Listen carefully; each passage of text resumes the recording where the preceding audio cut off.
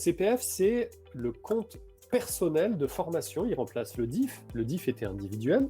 Le CPF est personnel. Alors, on pourrait penser que c'est la même chose. Pas tout à fait. Dans le P de CPF, le côté personnel, il y a le côté « ça ne te regarde pas ». Mes envies de formation, je fais ce que je veux. Et donc, le CPF a l'énorme avantage que lorsqu'il est réalisé en dehors du temps de travail, son employeur ou son conseiller Pôle emploi n'a pas à donner son avis. Et donc, le CPF, on en fait ce qu'on veut. Et depuis cette année, depuis l'année dernière, il y a deux nouveautés. La première, c'est que avant, le CPF était géré par les OPCA, qui sont devenus OPCO. Désormais, c'est plus que la Caisse des dépôts. Donc, c'est un financeur unique, étatique. La deuxième nouveauté, c'est qu'il y a une appli CPF qui s'appelle Mon compte formation, que je vous invite à tous télécharger sur votre smartphone si ce n'est pas le cas. Et vous téléchargez, ça prend 2 minutes. Vous mettez votre numéro de sécu, et là, c'est magique, pouf, votre compte CPF va apparaître. Il est relié à vous, votre numéro de sécu, et il va s'afficher en euros. L'ancien système, c'était hyper compliqué, personne n'y captait rien, c'était des heures. Et puis, suivant l'OPCA dont tu dépendais, alors il y en a un, il te dit que tes heures, elles valent 13 € de l'heure. Là, il te dit que ça vaut 69 € de l'heure. Bon, c'est terminé. Maintenant, c'est 500 € par an, par personne, pour des formations, par contre, attention, certifiantes ou diplômantes. Est-ce que je peux me payer 20 heures d'anglais avec mon CPF? Ah non, non, non. Est-ce que je peux faire 20 heures d'anglais pour préparer un TOEIC? Ah oui, oui, oui. Parce que le TOEIC, il y a une certification au bout. Donc, il y a beaucoup de formations qui sont toujours dans un angle mort. On va prendre l'exemple, compta. Il n'y a pas de compta éligible au CPF, sauf si carrément on prépare un diplôme de compta.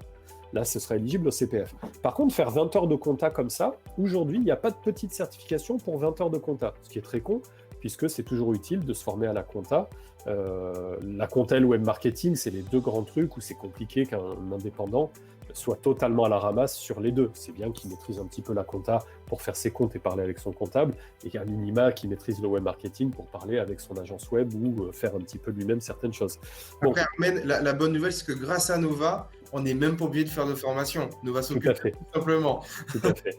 Là, mais c'est vrai que moi, j'ai tendance sur les créateurs d'entreprises que j'accompagne, leur dire, faudrait à minimum, je leur dis toujours, prends un comptable déjà. Moi, ceux qui me disent, je vais faire ma compta moi-même, je leur dis, bah alors deviens comptable. Sinon, c'est que ton projet, c'est une idiotie. Si tu penses que tu es plus rentable à faire ta compta qu'à faire ton projet, tu fais un mauvais calcul. Et je fais la même phrase qui me dit, je vais faire mon site internet moi-même. Je leur dis non, ou alors fais des sites internet. Donc, je conseille toujours de passer par un comptable et une agence web, ou une petite agence web, ou un indépendant qui fait du web. Mais c'est bien de parler un petit peu la même langue, donc d'avoir des petites bases de compta, des petites bases de web marketing. Et donc, le CPF, disais-je, c'est pour les formations certifiantes ou diplômantes. Hein, c'est la seule nuance. Donc, vous téléchargez mon compte formation. C'est une appli de l'État. Vous mettez votre numéro de sécu et pouf, vous allez voir apparaître les heures de CPF auxquelles vous avez droit. Avec une ancienneté qui pourra uploader vos droits si vous étiez salarié l'année dernière, les années d'avant. C'est-à-dire toute votre antériorité depuis 2015 y figure. Avant 2015, c'était le DIF. Le DIF, ils n'avaient pas eu la bonne idée de le relier au numéro de sécu.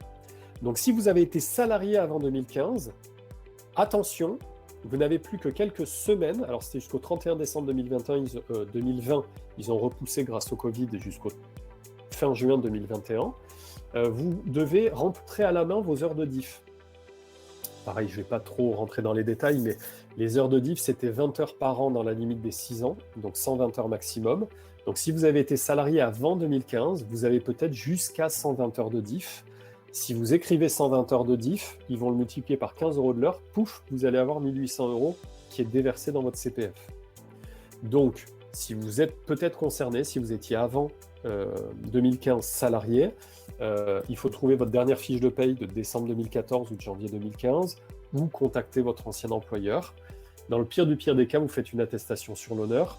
Par contre, vous pouvez être contrôlé bien évidemment, il ne faut pas dire n'importe quoi, mais ça doit pouvoir se justifier. Donc avant 2015, 20 heures par an, cumulables dans la limite des 6 ans, donc 120 heures qui peuvent être monétisées x 15 €, 120 x 15 800.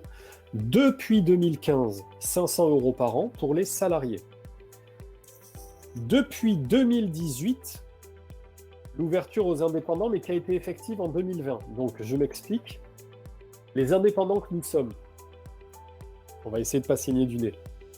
On a des droits au CPF depuis 2018, mais ils n'ont pas été activés. Donc là, ce n'est que depuis quelques semaines, depuis cet été, donc un peu plus que quelques semaines, que nous avons enfin nos droits au CPF. Donc normalement, quand vous allez vous connecter à mon compte formation et que vous allez mettre votre numéro de sécu, c'est pas 500 € qui vont être versés, c'est 1000.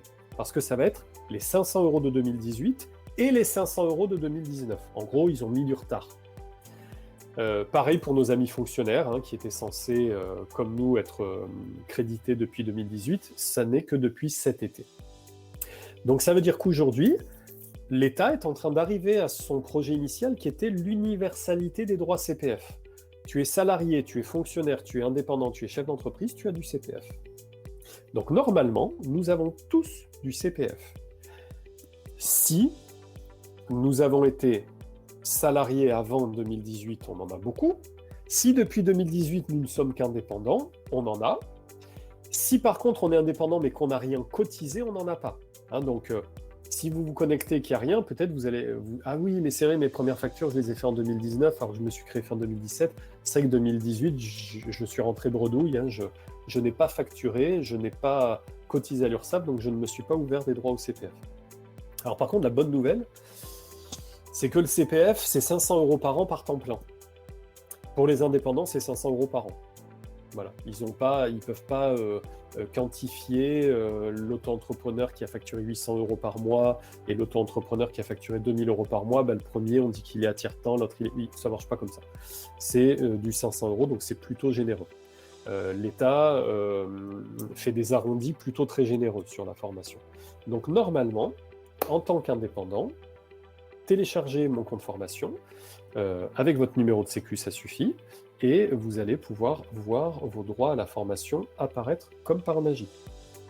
Si vous avez des petites choses à côté, comme prof à la fac, hein, j'ai beaucoup d'intervenants, consultants ou formateurs qui sont aussi profs à la fac à côté, et la fac leur fait une fiche de paye par an l'été, et ils touchent quelques centaines d'euros. Vous verrez ces droits-là qui apparaissent et vous pourrez les convertir aussi. Donc en gros, vous allez voir, c'est très simple, c'est très intuitif. Quand vous connectez à mon compte formation, vous verrez des parties salariés, vous verrez des parties indépendants, vous verrez des parties fonctionnaires. Et l'idée, c'est ils vous demandent est-ce que tu es d'accord pour monétiser, vous cliquez oui, et toutes les heures sont multipliées par 15 € et viennent se rajouter à votre cagnotte en euros pour qu'au final, vous n'ayez qu'une cagnotte en euros.